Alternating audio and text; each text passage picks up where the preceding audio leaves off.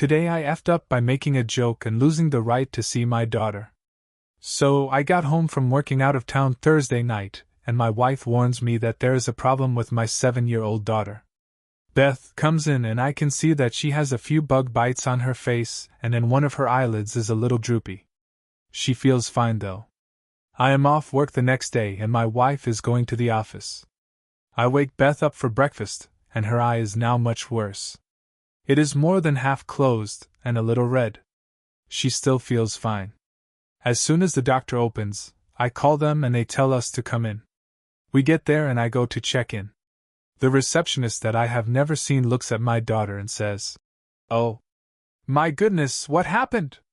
So I respond as a joke. She got out of line. I know. It's horrible. I'm sorry. I have a weird sense of humor, and I'm a bit socially awkward. Anyway, we all smile and giggle before we head to the waiting area. Soon we are called in. The checkup goes as expected. It's a reaction to the bug bites, and he tells me to use some over-the-counter Zyrtec or Benadryl. Then there is a knock on the door and the doctor steps out. He comes back in a few minutes later and says that the police would like to talk to me. The doctor is angry.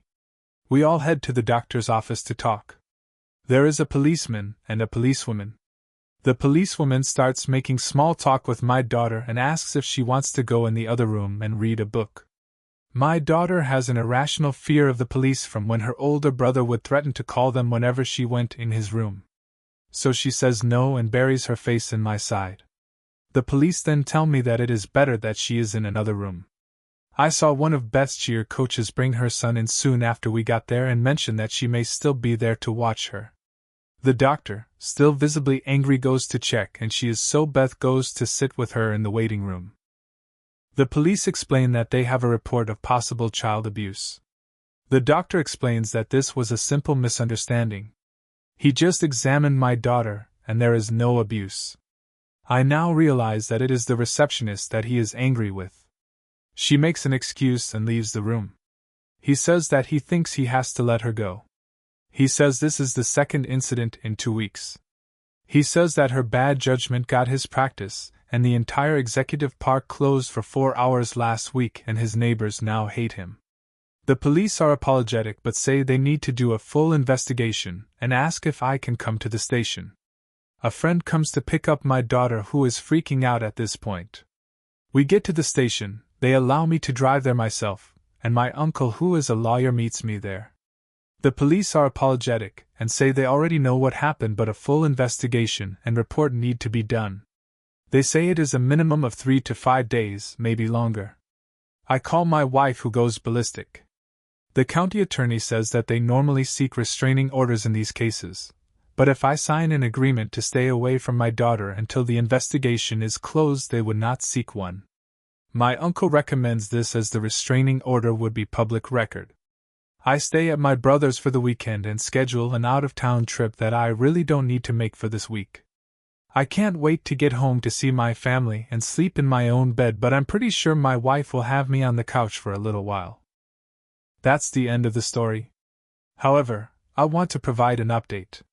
I wanted to answer some of the questions that you guys had.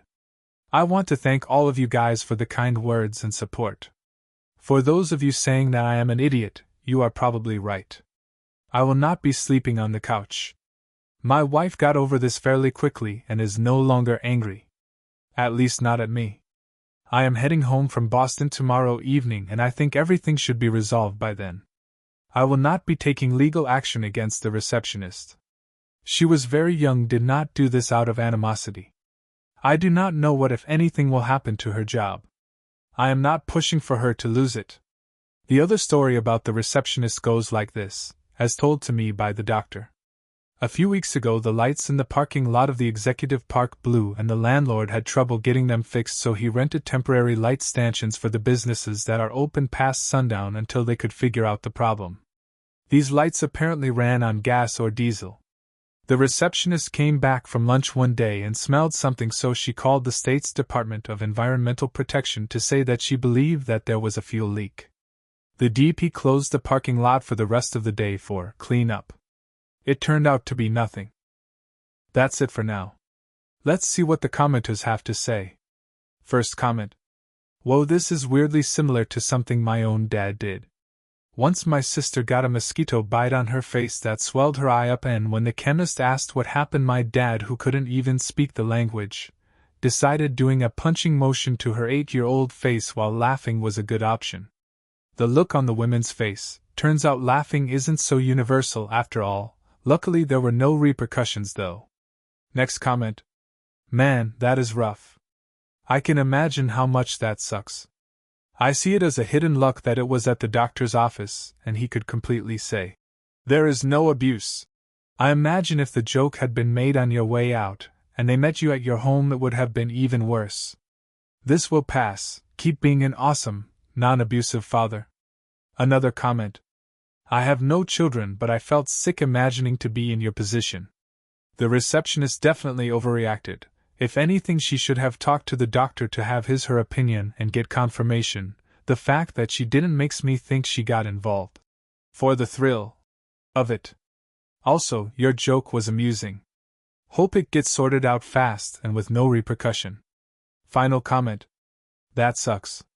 When I was about 5, we had to write a story about how we would feel if one of our siblings ran away. I said I'd be fine with it because my big brother is annoying, as all big brothers are. However, because he was 9 years older than me, my teacher thought he was abusing me. People are idiots. Thank you for listening and watching. Please let me know what you think about this in the comments. I would love to read about what you have to say. I hope you enjoyed this as much as I have. Please remember to like and subscribe to this channel.